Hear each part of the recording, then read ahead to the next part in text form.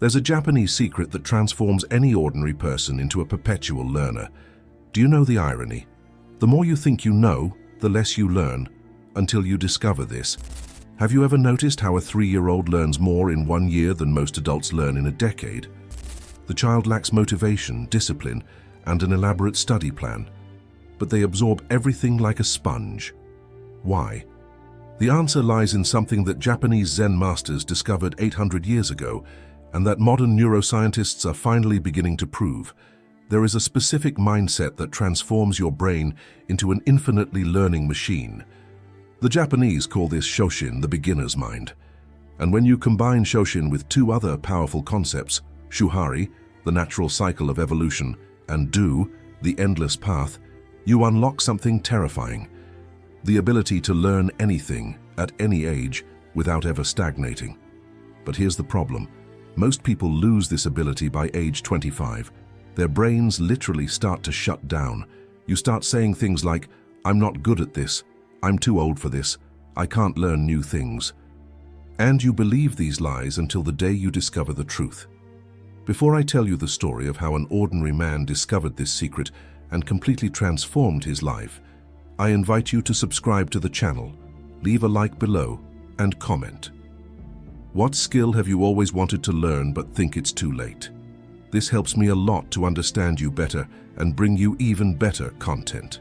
Now, back to the video. Chapter 1. The Man Who Lost Faith in Himself.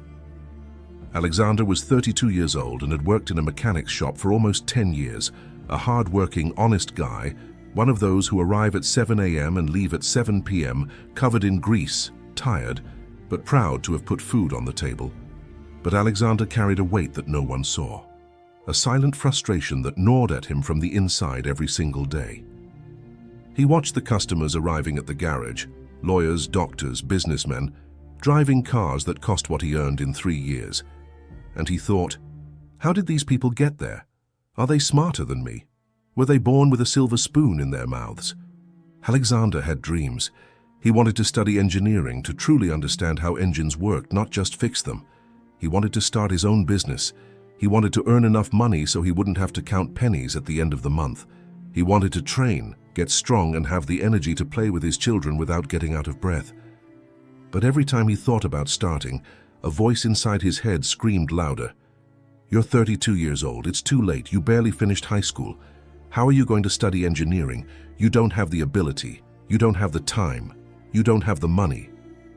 And he believed it, because society had hammered it into his head for years. There's a window for learning. You learn when you're young. After 30, your brain is already formed. It's over. That's what Alexander heard for many years. So Alexander was living on autopilot. Home, work, work, home. Weekends spent trying to rest from the never-ending exhaustion. Bills paid at the last minute, with nothing left over. No growth, no prospects, just survival. Until the day everything changed drastically. Chapter 2. The Day Everything Fell Apart. It was a Saturday. Alexander was at home enjoying a rare moment of rest. His wife Sarah was cleaning, organizing the house as she did every weekend. He was on the sofa, looking at his cell phone, too tired even to watch TV properly. Suddenly a scream echoed through the house. "Alex, Alex, help me!" He jumped off the sofa and ran to the kitchen. Sarah was on the floor, clutching her arm, her face contorted in pain. She had slipped on the wet floor and fallen with all her weight on her arm. The pain was so intense that she was sure it was broken. Alexander felt panic rise in his throat. He bent down, tried to pick her up to carry her to the car, but he couldn't. His arms trembled, his back seized up. He simply didn't have the physical strength to carry his own wife. 10 years of hard work in the workshop, but he had never truly trained his body. He had never taken care of himself, and now, at the moment that mattered most, he had failed. He helped Sarah to her feet, supporting her by her other arm.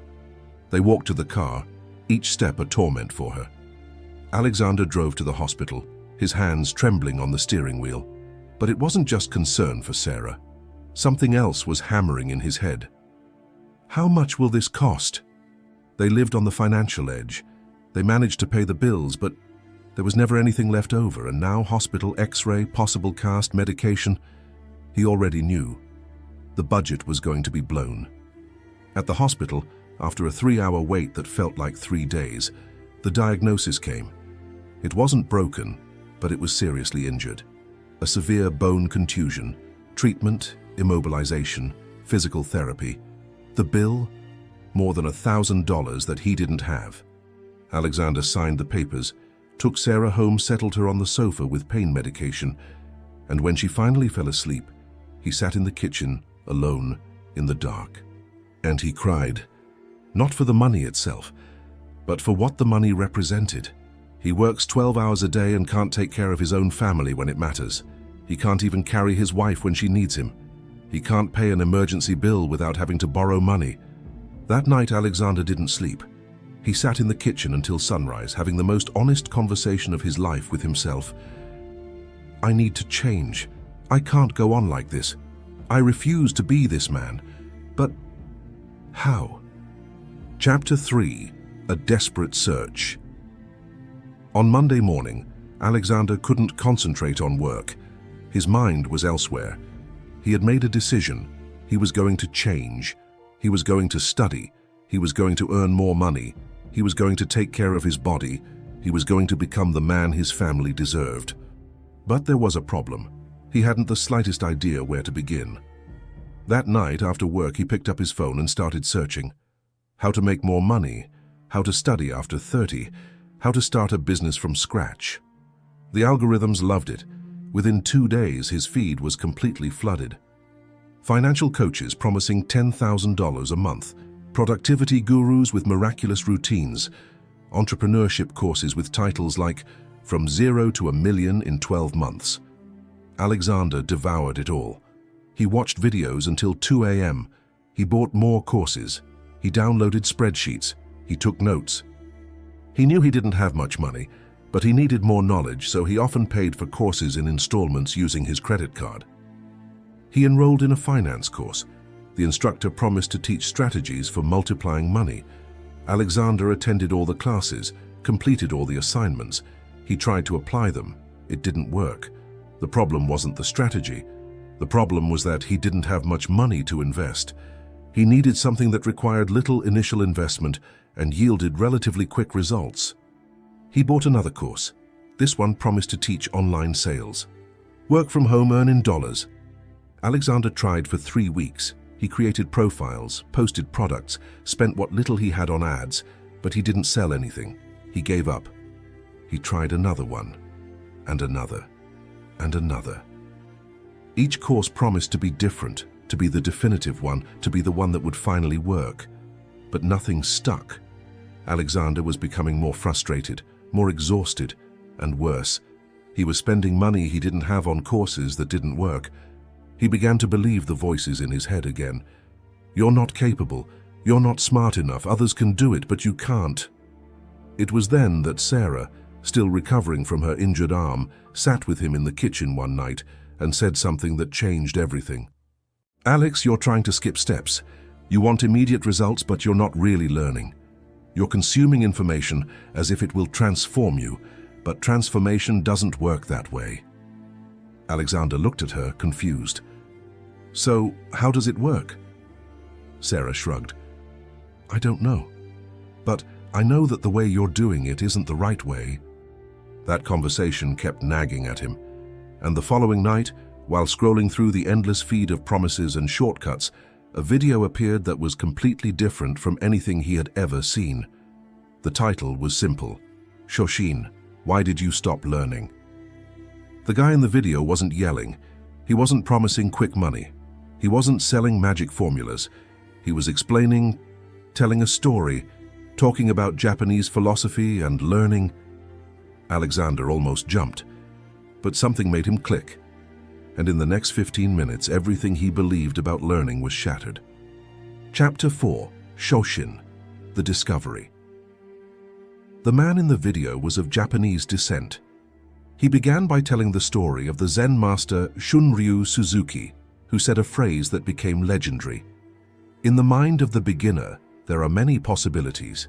In the mind of the expert, few. Alexander paused the video. He read the sentence again and again. something clicked.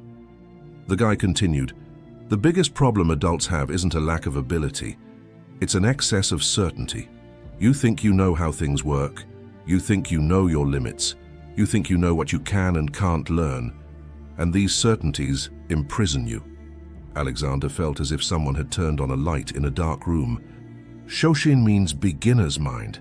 It's the ability to approach any situation, even those you already know, as if it were the first time, without preconceptions, without ego, without fear of looking stupid, with pure curiosity.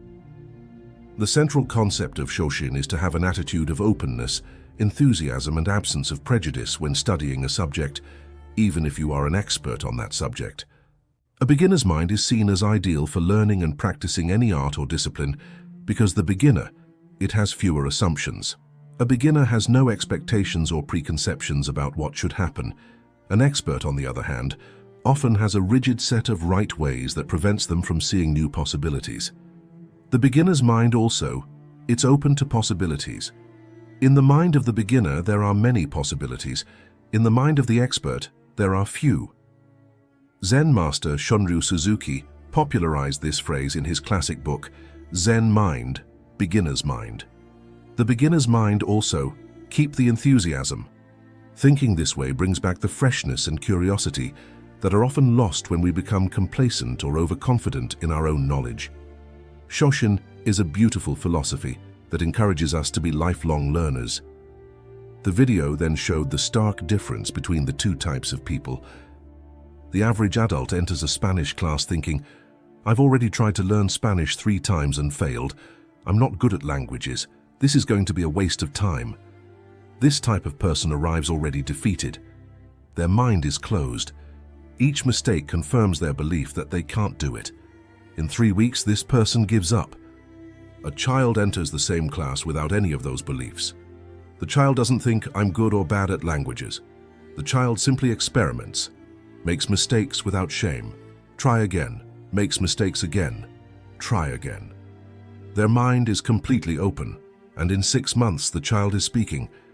The difference isn't neurological capacity, it's mentality. It's Shoshin.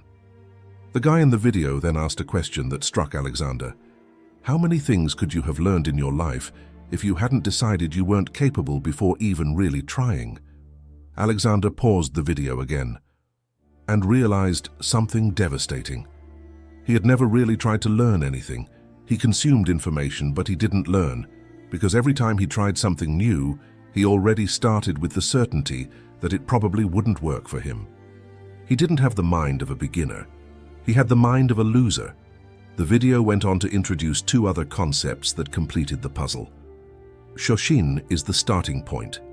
But how do you evolve while maintaining that open mind? The Japanese created a concept called Shuhari. Shu, you follow the rules completely. You copy the master. You don't invent, you don't modify, you don't think you know better. You absorb the pure form. After mastering the rules, you start to consciously break them.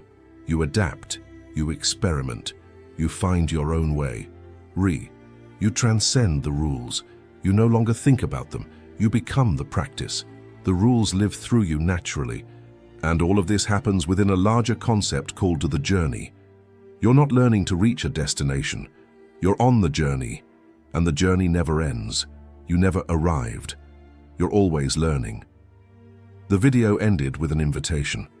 The guy was offering a mentorship program where he taught how to apply these concepts to real life. It wasn't cheap, but it wasn't expensive either. And for the first time in months, Alexander felt something different. It wasn't excitement. It wasn't a promise of quick results. It was clarity.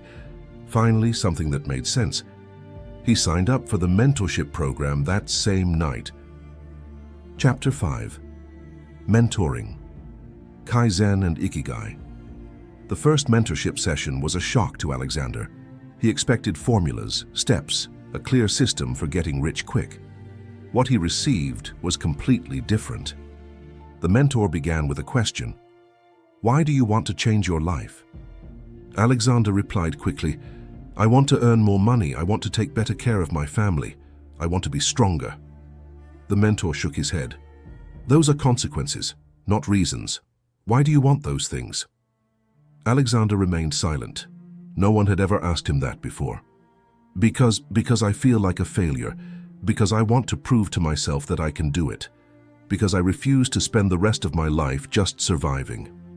Now that's more like it. That's it. Ikigai. Its reason for being. Its profound purpose. The mentor explained, the Japanese believe that we all have an Ikigai, the intersection between what you love, what you're good at, what the world needs, and what can pay you. But before you discover that, you need to honestly answer, what gets you out of bed every day? What would make you strive, even when there's no immediate reward? For Alexander, the answer was clear. He didn't want to be the man who couldn't support his own wife. He didn't want his children to grow up seeing a defeated father. He wanted to prove, primarily to himself, that change was possible.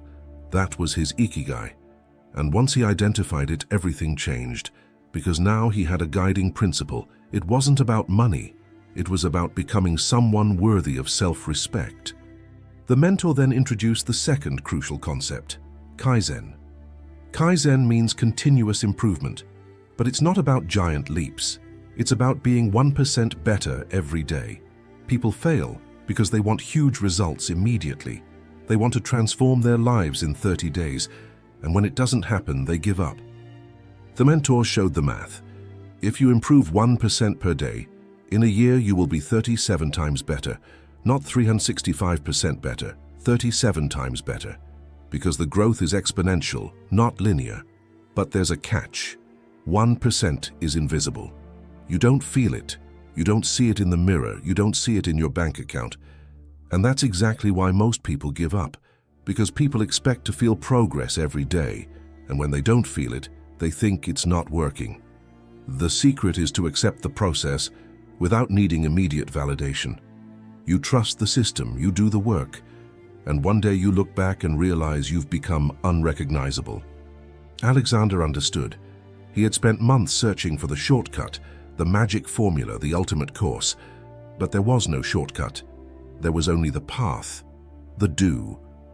And on the path, you improve 1% per day through Kaizen, guided by your Ikigai, always maintaining Shoshin, the open mind of a beginner. The question now was, where to begin? Chapter 6. The first step. Shuhari in practice. The mentor gave Alexander an exercise that seemed too simple to work. Choose 3 areas of your life that you want to transform. Apply Shuhari to each one. Start with Shu. Follow the rules of someone who already masters them. Don't invent, copy.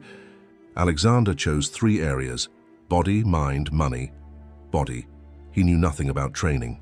So he wasn't going to reinvent the wheel. He went to the nearest gym, asked a friend of his who was a personal trainer for help, asked for a basic strength training program, and followed it religiously 3 times a week. No changes, no skipping exercises, no thinking he knew better, pure Shu. Mind, he wanted to study engineering, but he lacked the foundation, so he started from the beginning. He took a free online course in basic high school physics. Yes, teenage content. Yes, he was 32 years old. It didn't matter. Shoshin, beginner's mind. No ego, just learning. Money. He didn't know how to manage finances. So he followed the method of someone who did to the letter. He took a basic book on personal budgeting, applied the system exactly as written, tracked every penny, and cut expenses wherever the book instructed. Without bargaining with himself, the first 30 days were the most frustrating of his life, because nothing changed. Physically, he saw no difference in the mirror. Mentally, he still felt stupid studying basic physics. Financially, he was still strapped for cash, but his mentor had prepared him for this. Kaizen isn't felt, it's done. You won't feel progress in the first few days, and you'll trust the process. Then Alexander continued. 1% per day, invisible, but constant. In week 6, something changed.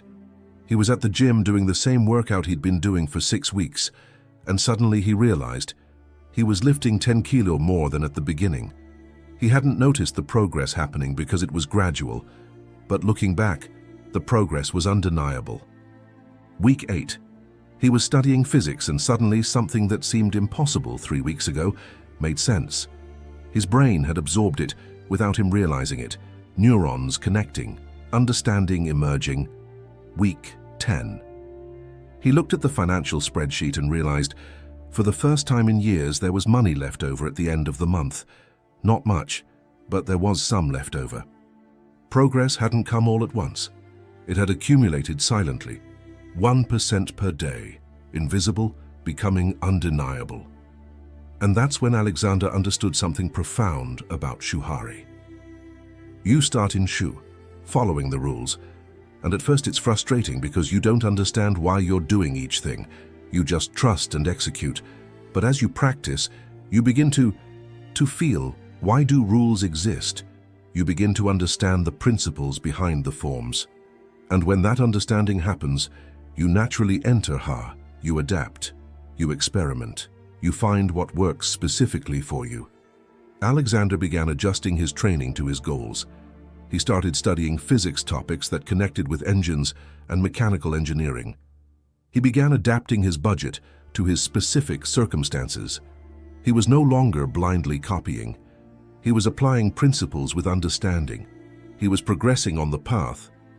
3 months after his wife's accident, Alexander was a different person, physically stronger, mentally more confident, financially more stable.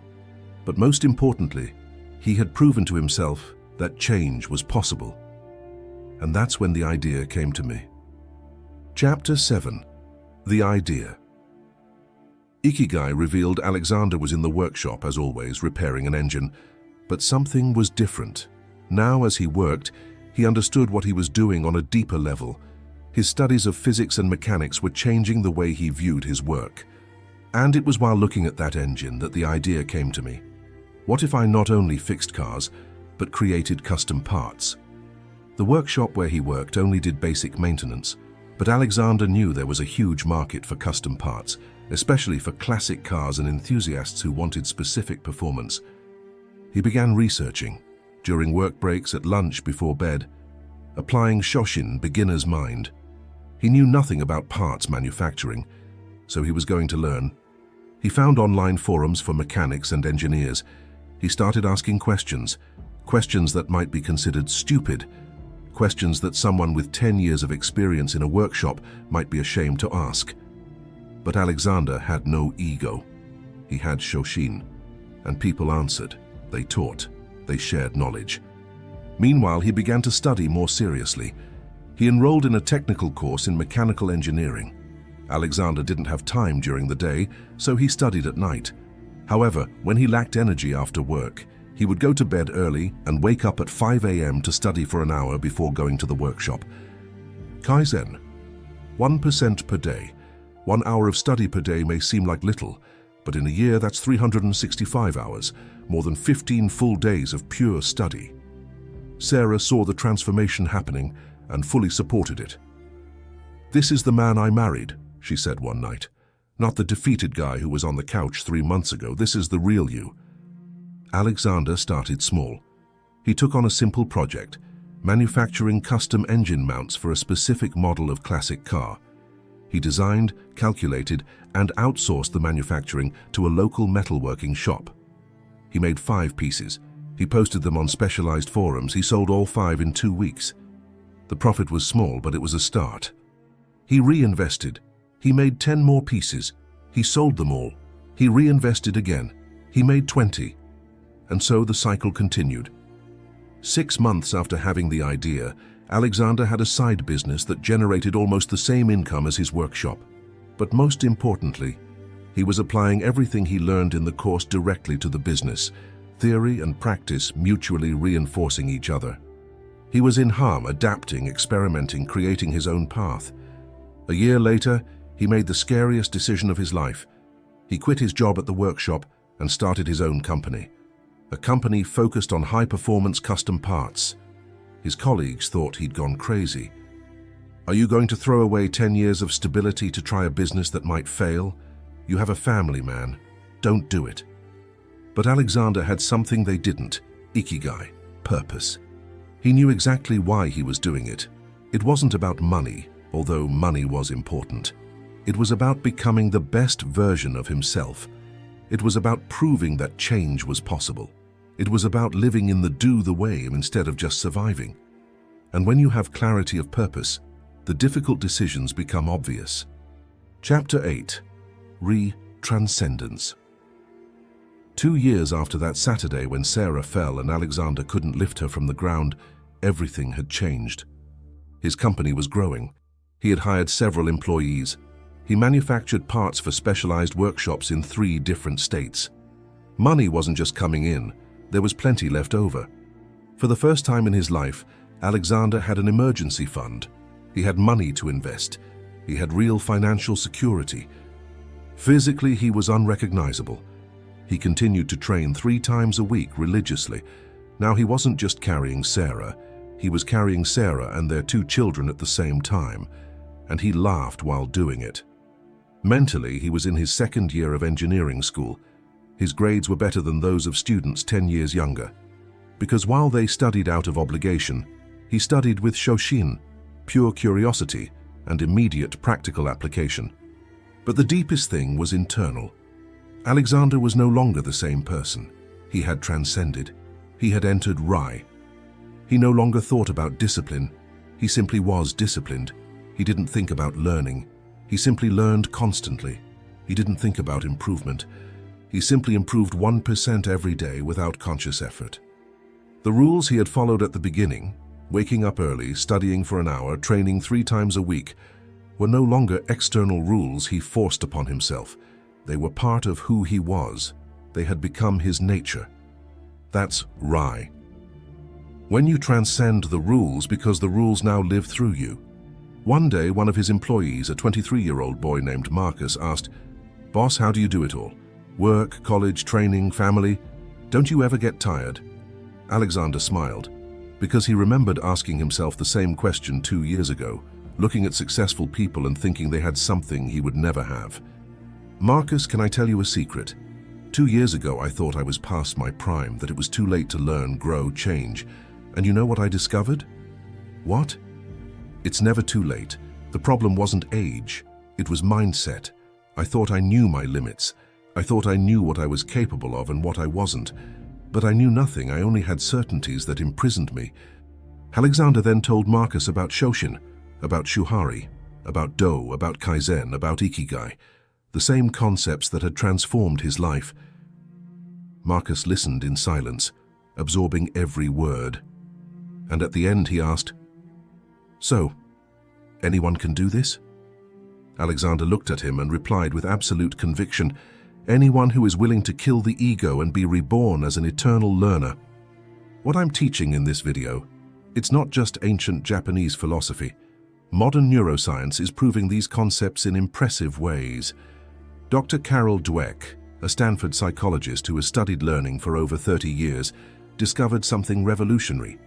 People with growth mindset, those who believe that skills can be developed, learn significantly faster than people with fixed mindset, believing that abilities are innate. And what is the practical difference between these mindsets? Shoshin, beginner's mind versus closed mind. Another fascinating study followed adults between the ages of 25 and 65 as they learned new skills. The conclusion? Chronological age had 0 correlation with learning ability. Do you know what did correlate? Belief in one's own ability to learn. 60-year-olds who believed they could learn learned faster than 25-year-olds who thought they didn't have the knack for it. Neuroscientist Dr. Andrew Huberman explains, "Your brain maintains neuroplasticity, the ability to form new neural connections throughout life. But this plasticity is only activated when you put yourself in a state of active learning, with focused attention and a willingness to make mistakes. In other words, your brain can learn anything at any age, but only if you approach it with Shoshin, humility, curiosity, acceptance of error, instead of ego and fear of appearing incompetent. But there's a paradox here that most people don't realize. And it's precisely this paradox that separates those who truly transform their own lives from those who only consume motivational content and do nothing.